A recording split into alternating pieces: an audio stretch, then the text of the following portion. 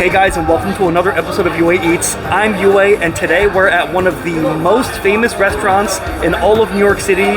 We're at Sylvia's restaurant in Harlem, a soul food restaurant that's been around since the 60s, named after its founder, Sylvia Woods. Now, out of all the soul food restaurants that have came and went in Harlem and are still around, Sylvia's is hands down the most famous. It's been regarded for a while as hands down the most iconic and hands down the best of the soul food restaurants in Harlem. So iconic that celebrities stop by at Sylvia's all the time when they're passing through New York or Harlem. People as notable as Obama and Bill Clinton, to Kevin Hart, to Will Smith, you name it, African-American celebrities and celebrities in general have all been to this restaurant.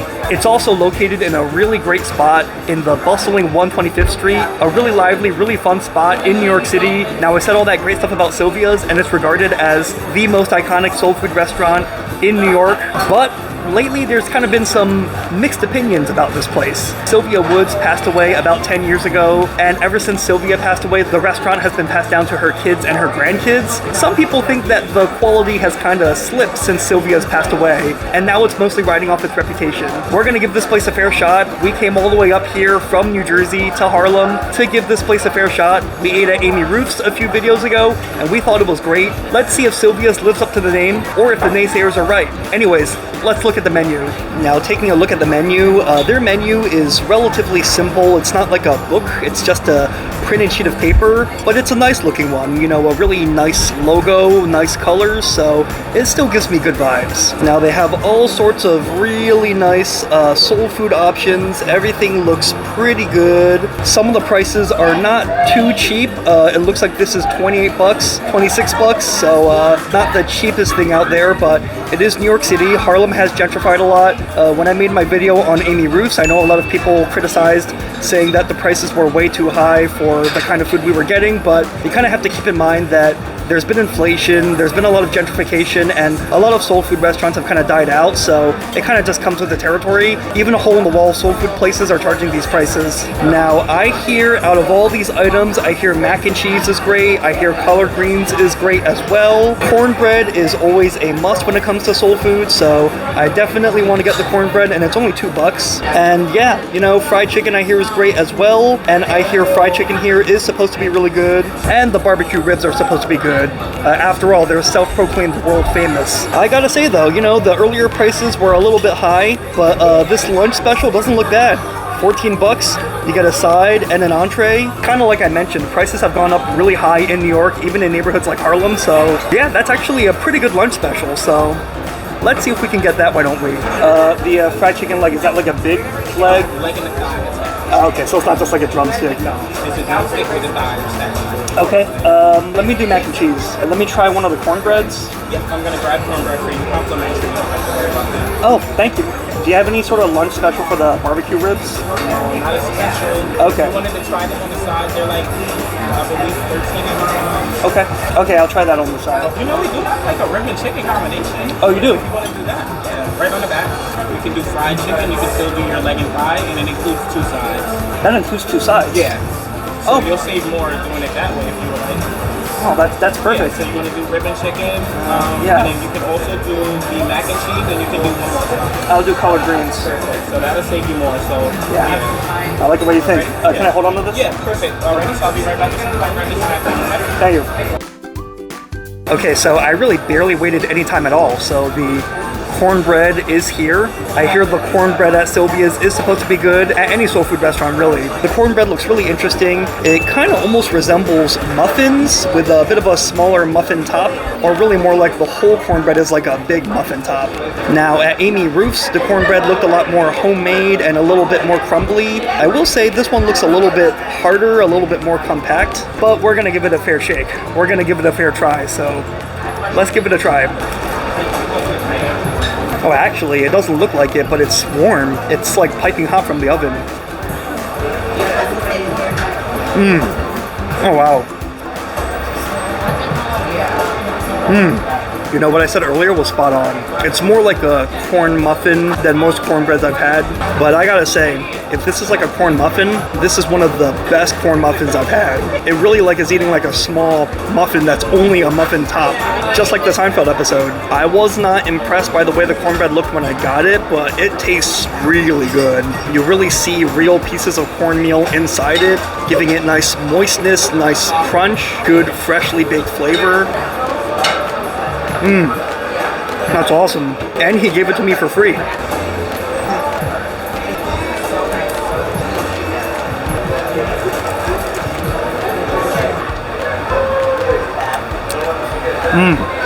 You know, I was prepared to say that it probably didn't need it because it already tastes fresh, cornmeal-y, buttery, almost a little bit crunchy with the cornmeal inside it, but that butter kind of takes it to like a whole nother level. Somehow, like, it feels like too much of a good thing, and like it just almost doesn't hit that point. Like the cornmeal texture really works perfectly, and the butteriness of the butter combines perfectly with the buttery texture of the cornbread. Amazing. Once again, just look at the inside of that cornbread and just tell me it's not going to taste good. Honestly, guys, this is only $2. They give it to me for free, but I highly recommend getting this cornbread. It's worth every $2 of those dollars, trust me. But enough chit-chat about bread, because the service here is really fast. We barely just finished talking about the bread, and the main course just arrived. And I even got like 2 main courses. I got a fried chicken leg, and I got some ribs, and 2 sides. I think in total I might have waited like maybe not even 15 minutes. Everything came really, really fast. But let me show you what we got. Just take a look at this heaping plate of soul food in front of us. It was about 26 bucks. Not cheap, but for the quantity of the food that we got, I gotta say it's not really that unreasonable. You know, we got 2 proteins and we got 2 sides. 26 bucks. I mean, this might be able to feed 2 people, so 13 bucks each. It's not bad if you ask me. Now, I heard from word of mouth that the ribs are really good. The fried chicken is supposed to be good as well, and the server also recommended these to me, so word of mouth and word of server both seem to connect. Collard green seems good too, and if I'm eating all this heavy food, I gotta have some veggies. And the mac and cheese, oh, that looks like a solid baked mac and cheese, and it looks kind of well seasoned. Never thought I would say that about mac and cheese, well seasoned, but I guess it's a thing. Now, luckily it's pretty warm out, so you know, this heaping plate of food is not really getting any cooler like it would during the winter time or the fall. But that being said, let's not let this sit for too long. We want the chicken to stay crisp, and we want everything to not get cold, so let's just dig in. Now, obviously, looks aren't everything, but just looking at it, I mean, the food looks great. People are saying that the quality has kind of went down ever since Sylvia passed away, but at least the appearance of the food looks good to me. Okay, let's dig into the Sylvia's fried chicken. Wow, actually, you kind of hear the breading crunching just from ripping it apart.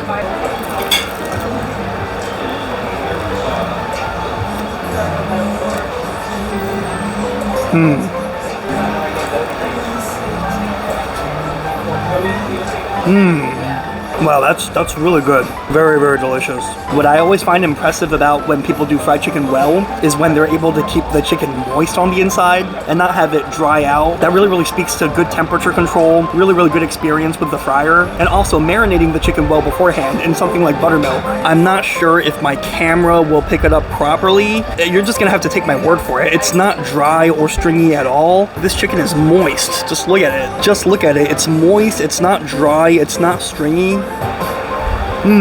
Moist chicken, fried outside, guaranteed good time.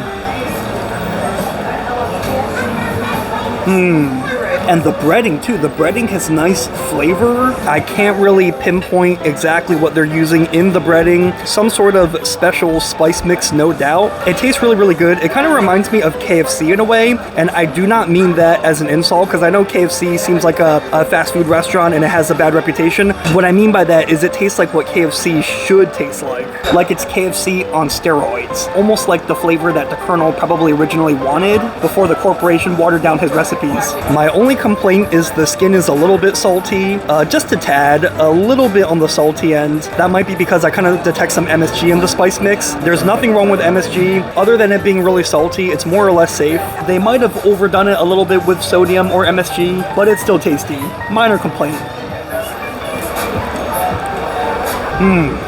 Very good. A little salty, but it's soul food. You kind of have to expect it a little bit. If they just dial back the salt a little bit, it will be perfect. But it's still pretty good right now. It's not bad enough where I'm really gonna complain about it. Now, no matter how good fried chicken is, hot sauce often will take it to the next level. So let's add a little bit of this Sylvia's triple strength hot sauce. Now, I usually like to put Louisiana hot sauce whenever I eat fried chicken, so let's see how the Sylvia's hot sauce is. Whoa.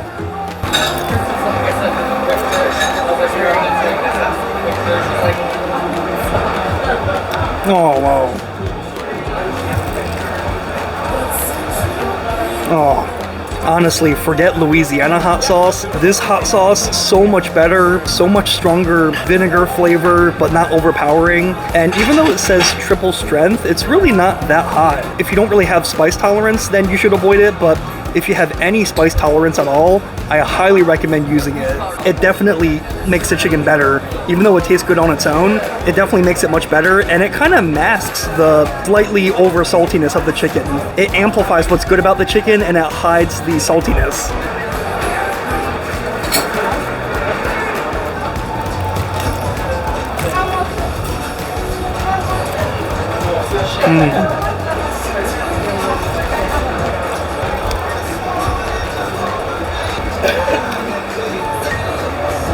The chicken's all gone, and I gotta say, it was awesome.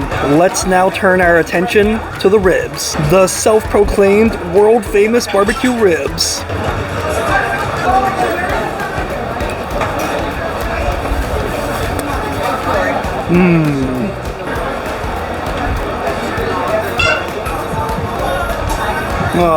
I may have forgotten about commentary, but is there any better commentary than this? The rib is all gone, except for the tiny bone in the middle. That will say more than anything I could have said. Did I get any on my face? I think the key is the ribs they're not exactly fall off the bone ribs. Like, I've had some Texas barbecue where the meat almost like melts off of it. Like, you put your teeth on it and the whole thing just falls off the bone, but they're still really, really tender. Like, let me show you. Like, you need to apply some force. They're not fall off the bone soft, but they're like, I don't know, like gently pry off the bone soft. Is that something people say? Probably not.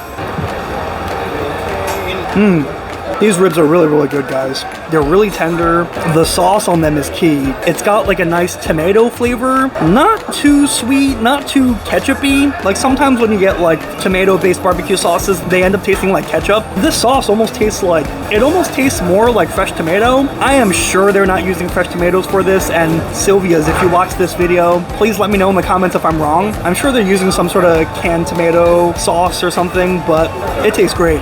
But whatever they're doing, it's amplifying that natural tomato flavor. Not something I would expect from a barbecue sauce. And I think their proportions are perfect. Like, it's not too much sugar, not too much molasses. It's sweet, but not overpowering. And even though it's usually not touched much by the sauce, I actually really like eating this fatty membrane on the back of the rib.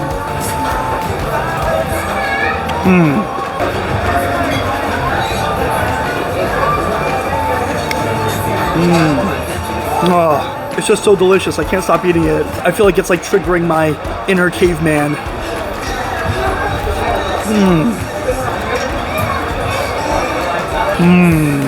The clean bone. Do I need more commentary than that? Oh. I just completely cleaned house on those pork ribs. So delicious, not quite fall off the bone, but tender. Great tomato-based sauce. They were just excellent. Well, there's only one problem now. I zeroed in on the two proteins. I ate the chicken, I ate the ribs, but I'm getting kind of full now. You know, maybe getting the $26 mega dinner plate was not the right move. We still have two sides left, the mac and cheese and the collard greens. And honestly, I'm maybe at like 80-90%. I don't think I could finish both of these sides completely on my own, but for you guys, I'm gonna try. I'm gonna at least take one bite from each just so I can evaluate their taste. So let's give it a shot. Okay, let's try the collard greens. The server and Google reviews said this was pretty good.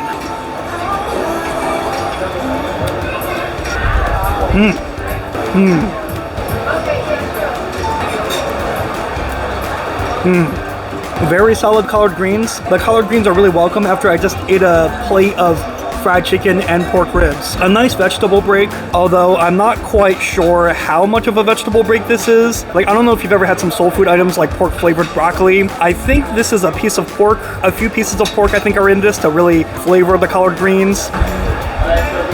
I would imagine that if they're cooking it with all that pork fat is gonna go into the vegetables and it's probably gonna offset some of the nutritional value of the collard greens, but it tastes good, and isn't that what life is all about? But all joking aside, those collard greens are great. They cook it with some like smoky pork meat, and it makes all the greens taste smoky and porky. So you're eating vegetables, but it doesn't really feel like a chore. Really good. Who would have guessed that the way to make people eat vegetables is to throw pork inside it? Well, I feel like I would have been able to guess that, but they guessed it first. Okay guys, and lastly, it has not been touched this whole meal. I hope it hasn't become too dry and too cold and solidified, but let's try the mac and cheese. Wow, that mac and cheese is really congealed, hasn't it? All right, mac and cheese to end the meal.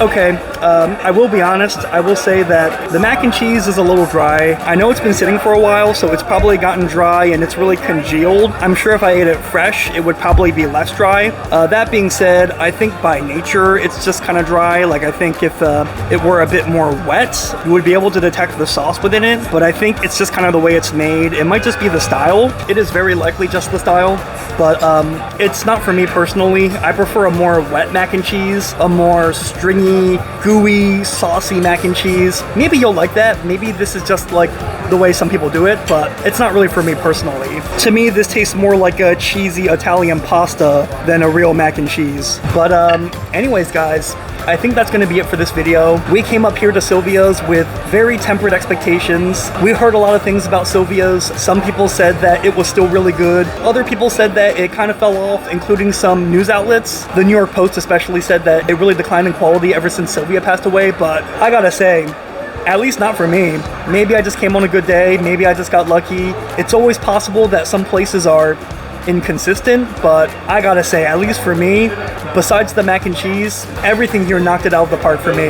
The cornbread was really unique, really freshly baked. One of the most unique cornmeal things I've ever eaten. The fried chicken had great seasoning. It was fried perfectly. It was crunchy on the outside, juicy on the inside. Excellent. The pork ribs, that barbecue sauce was amazing. They were tender, they were juicy, and just look at the clean plate. Do I need to say more? And the collard greens, not too salty. Sometimes collard greens can be too salty, I found, but these collard greens, not too salty. I love the pork infused flavor. It was excellent. Mac and cheese is a hard pass, but hey, maybe that's just me. Oh, and one more thing, I gotta see if I can buy this hot sauce. Way better than Louisiana hot sauce. Anyways, guys, I think that's gonna be it for this video. Thank you so much for coming with me as we came here to Sylvia's to find out if Sylvia's is still iconic or if it's kind of fallen off, and yeah, you know my answer at this point. It was great. But of course, this is just my experience. What do you think? Have you been to Sylvia's before? Let me know in the comments, and also let me know what your favorite soul food place in Harlem is. Let me know in the comments because great minds eat alike. If you like my videos, make sure you like and subscribe. That way you stay up to date whenever I post another video. Until next time, I'll see you later.